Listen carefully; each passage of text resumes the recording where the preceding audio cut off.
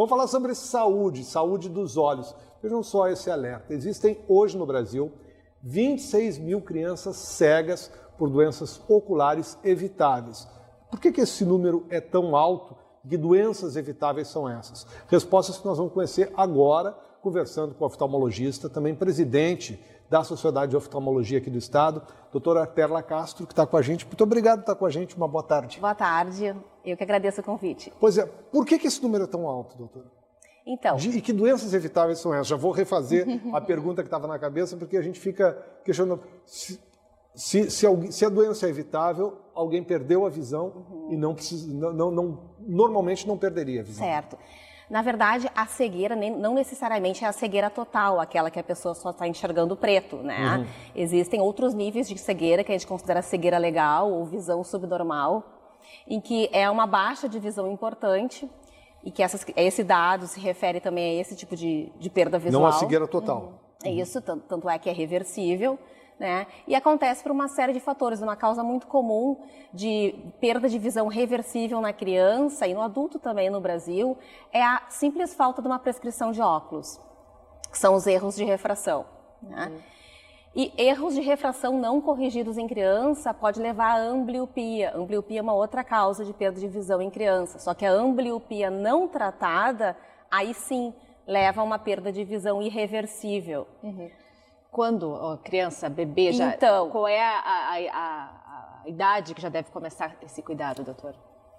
Ao nascer tem que ser feito o teste do olhinho, que isso aí já está bem estabelecido, mas toda criança depois deve ser examinada. Isso é maternidade ainda? Na maternidade. Até os 6 meses deve fazer o primeiro exame oftalmológico e depois são consultas anuais. Por quê?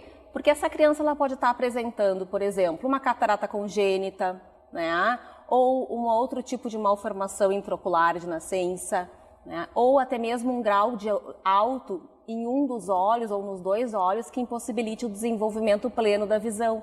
Como ela não consegue identificar, contar exatamente, quando é muito pequenininha, né? Exato. Só indo a um especialista. A criança não nasce enxergando, a criança nasce enxergando vultos. E o sistema visual ele amadurece até em torno de 7 anos de idade.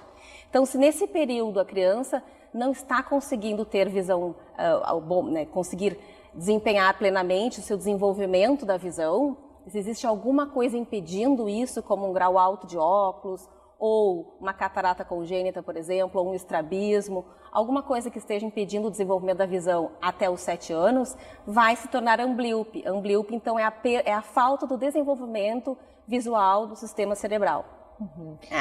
E é muito importante, portanto, que as crianças façam consultas com o oftalmologista, precisa ser um médico oftalmologista capacitado, que tenha capacitação, todos os oftalmologistas têm, de reconhecer essas doenças a tempo e tratar. O tratamento é complexo, é difícil, tem que estar junto com a família, o médico oftalmologista, a família com o médico em consultas bem frequentes, realizando tratamento com oclusão do outro olho. Quer tapar o olhinho, né? Exato. Então, é um tratamento importante para evitar a perda visual dessas crianças. E a especialização em oftalmologia ela é uma formação à parte, né? Depois do seu ciclo universitário, tem residência também? Esse processo? Sim, a oftalmologia exige 3 anos de residência médica e depois os oftalmologistas fazem ainda especializações. Por exemplo, o oftalmopediatra, que trata as crianças, fez especialização em oftalmopediatria. Outros fazem retina, outros fazem córnea. Então, são muitos anos de formação para um médico oftalmologista sair pronto. Vamos pedir um segundinho? Doutora Terla, um segundinho a gente vai falar também. E a gente vai seguir então agora a entrevista com a doutora oftalmologista, que é também a presidente da Sociedade de Oftalmologia do Rio Grande do Sul, doutora Terla Castro. A senhora falava para a gente até então sobre os perigos então dessas doenças que podem levar a cegueiras, mais especificamente no caso das crianças. Agora também a senhora me disse, antes da gente começar a entrevista, que existem doenças que não têm sintomas. Exatamente. Bom, o que é importante saber é que 60% das doenças oftalmológicas são preveníveis desde que diagnosticadas precocemente. E algumas doenças, como por exemplo o glaucoma, é uma doença totalmente assintomática.